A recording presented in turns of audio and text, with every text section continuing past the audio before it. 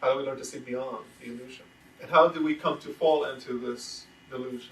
Anma Sui, Sayu said second. Unrighteousness leads to the fetters of Set, and that causes ignorance. It is told in the creation myth that in the beginning, human beings were spirits, and they were sent to the earth by Ra, by God. In the beginning, human beings lived for hundreds of years, thousands of years. And then they began to feel arrogant. It's a long story, but I'm making the myth short for you right now. And because they didn't have limitations, they started becoming arrogant. Sounds similar to other stories, right? Right? But we're not going to go there today. They began to be arrogant. And then gods and goddesses went to tell Ra about this. Right? So Ra decided to give them watery encasements. And they say that human body is like 80% water, right? This is thousands of years ago. Okay? They gave water encasements. Water encasements, living in the water encasements to give a certain kind of limitation. Along with that limitation, Ra gave one of his daughters to come to creation to help people so they can be on the righteous path. And they're on that righteous path that will lead them to enlightenment and to freedom from the water encasement. And that personality is Ma'at. The deviation from that, Anmat, means deviation from Ma'at. The deviation from Ma'at has led to a situation where you are caught up in the desires of the body, in the feelings of the body, in the senses of the body, and you are a slave. And that's called fetters. Fetters are vices, anger, hatred, greed, lust, jealousy, envy. That's how you Set. Set is the divinity of the ego personality. And so that unrighteousness has opened the door to those fetters. And when you exist through those fetters, exist through the vision of your body, that prevents you from having the all-encompassing vision of where you truly come from. And that causes Sekemen. Sekemen means it causes ignorance. Kemen is ignorance. Kemen is a pun word on the term Kem, as in Kemet, Kamet. Kamet means black land. Kem means darkness, darkness of ignorance. It's another ancient Kemetic proverb. Angere gere Kemet. There is no darkness like the darkness of ignorance. When you turn off all the lights in here, close all the windows, be completely pitch black, and even that is not as dark as being ignorant of your true nature, of your true self. See where we're going with this? Why is it worse? Because at least if you're in a dark room, at least you can sit and you can breathe, and you may wonder where you are. If you're in darkness of ignorance, you're going to fall into all kinds of situations that are going to lead you to pain and sorrow. If you think your situation is bad, it can always be worse. Think about people in Hollywood, married 10 times. They have all the money, and then they're so happy that they have to do drugs, so that they commit suicide, or they ram in their car into a pole, or they shoot somebody. Life could be very miserable. You could be in jail somewhere. People abusing you. There are many worse things than being in the dark room, in a pitch black room. Think about it. And ignorance leads you to, it opens the door for all those things to happen to you. I'm sure you met people. They think they know what they're doing. They think hey, this stuff belongs to me. I'm going to take it, right? Or to hell with that. I want to feel good today, so let me take my vodka or my cocaine. I want to feel good. I want to enjoy life. Let me eat my ribs. Oh, got a laugh there. No, I'm not sure about that. I'm not sure if you're going to be getting a laugh on that one. Unless people identify with it, then we got a problem. Anyway, well, you know what I mean. I know where things are at, and that was a struggle. But you must know that the third teaching now will lead you to overcome that struggle. Say Washu, say Nafu, and Sayu said. If you cause Washu means devotion to the divine. It means worship of the divine. If you cause that to be in your life, then that will cause freedom. Nafu means freedom. And also means being able to breathe. When you're in trouble, when you're caught up, you're kuta, you're trapped, you're like in a straitjacket, you can't breathe. That's being held, that's being caught up by and that is what's symbolized by the mummy wrappings, the bindings. That is a limitation. Being free from those, that is nafu. And devotion to the divine allows that to open up. Devotion to the world and unrighteousness, that opens up the world of pain. Uashu, devotion to the divine. Devotion means turning your life towards the divine. What is the divine? Instead of trying to know what it means to have a big bank account, you're trying to know what it means to have divinity in your life, goodness, peace.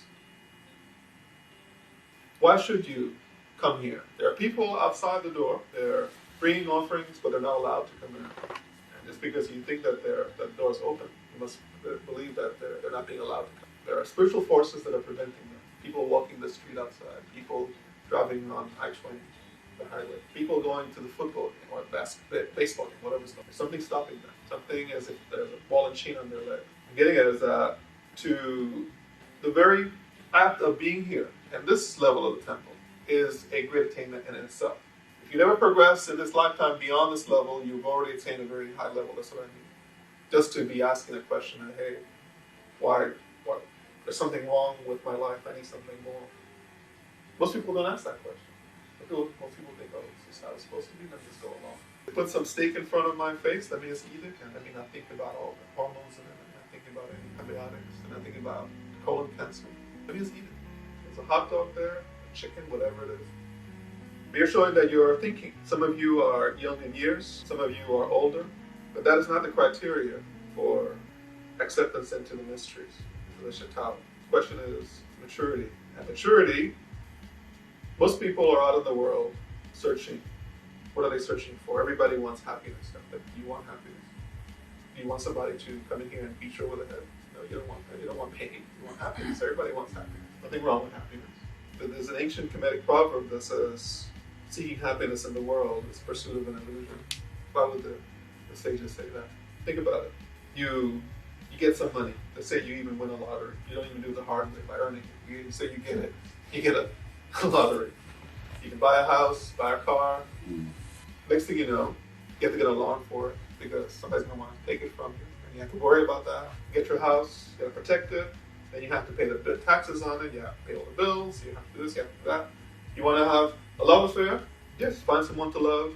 And after the novelty of meeting them and falling in love wears off, then you start to really know the person. And you say, well, why did I do this?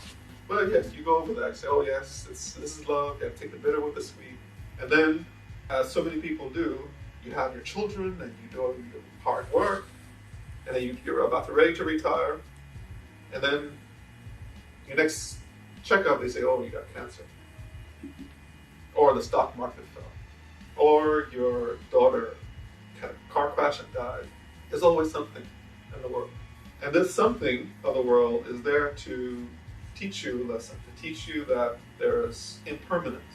The teaching of the Kemetic harper, there's a special writings called the Harper Songs. And the harper, he plays the harp and he sings. You cannot stay in the world, you cannot linger. There's people who go around thinking that they're going to get rich, and they're going to do this, and they're going to do that. Whatever you do, at the end, it is perishable. Perishable means that it doesn't last, that it's going to go away. Go to your museums. Go to your, whatever it is that has been built up here.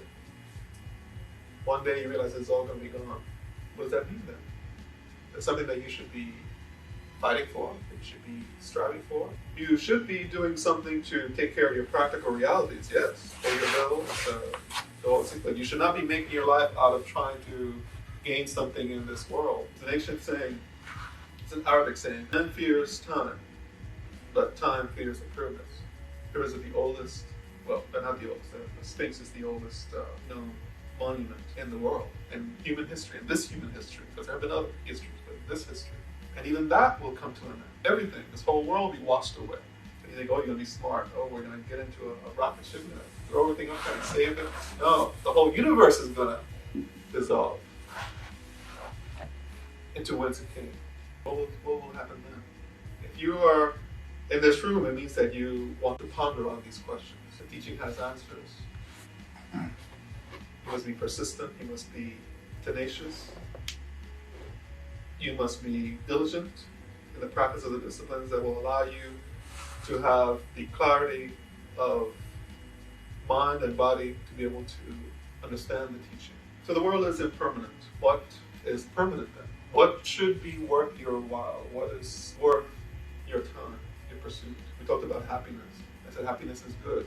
Happiness is never. The question is, What is happiness? How do you attain true happiness? Usually you think about happiness, you're thinking about something that you can do. I can win a lottery, then I'll be happy. If I fall in love, then I'll be happy. If I have a new car, then I'll be happy. If I have kids, then I'll be happy. If my husband or wife or spouse or lover takes care of me, then I'll be happy. If they make dinner for me, then I'll be happy. Give me a massage, then I'll be happy. We go down the list of all the things that should make you happy. And what happens when that person is tired? Say, oh, I don't feel like getting a massage. What do you massage? Then you, oh, you don't care for me.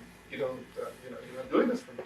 Or you don't have money to go out to the mall to buy whatever you want, so you can't do something. And your concept that has been given to you by the society, by the ignorance of the world, has been given to you that happiness is something that you can buy, something that you can do, something that you. What if you're paraplegic? You can't move your arms and your legs. You can't do anything then. You can't be happy.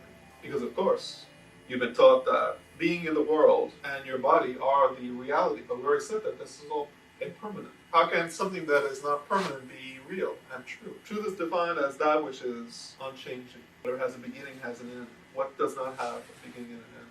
What is it within you that is the same today as it was when you were born, as it will be when you die and beyond? I'll give you I'll give you the answer to that in that. But let me give you a simile so you can understand better. If you have a tree, see this little tree. If you plant it outside, it grows up to a big tree. You cut it down for wood. You make a chair out of it. In about 50 years, the termites going to eat it out. The chair is gone. It's just a pile of dust. What is real about that material that goes to compose that tree? You don't have a tree anymore. You don't have a chair anymore. You have dust. If you wait a little longer, the dust will go back into the earth and become part of the ground again. Where is the reality in that? In Kemetic theology, there is a term called nu or pout. Either one of those terms. That means primeval stuff. That is what everything is composed. This is way before modern physics, which is now telling us that everything is composed of energy. So the energy that goes to make up this hat is the same energy that goes to make up that statue, which is the same energy that goes to make your clothes, to make your skin, to make the wall, to make the sun, everything. It appears to be in different forms because of its level of vibration. What is real about the tree, in all the three states, is the stuff that it's composed of. In the same way, you have something within you that is transcendental, that is absolute, that is constant. There's an ancient Kemetic proverb, Ka erta ba erta. It means the body belongs to earth, soul belongs to heaven. Spirit is the constant. This existence that you have here is temporary. The question is, how did it come to this? How do you come from being transcendental to being temporal, mortal? If you want to stop being mortal, then what do you have to do? You have to go to the striving stage, so you can find out where that lost spirit has gone to. Not really lost, perhaps forgotten. All the disciplines are designed to help you to remember and to discover yourself. This was the term, know thyself, reka.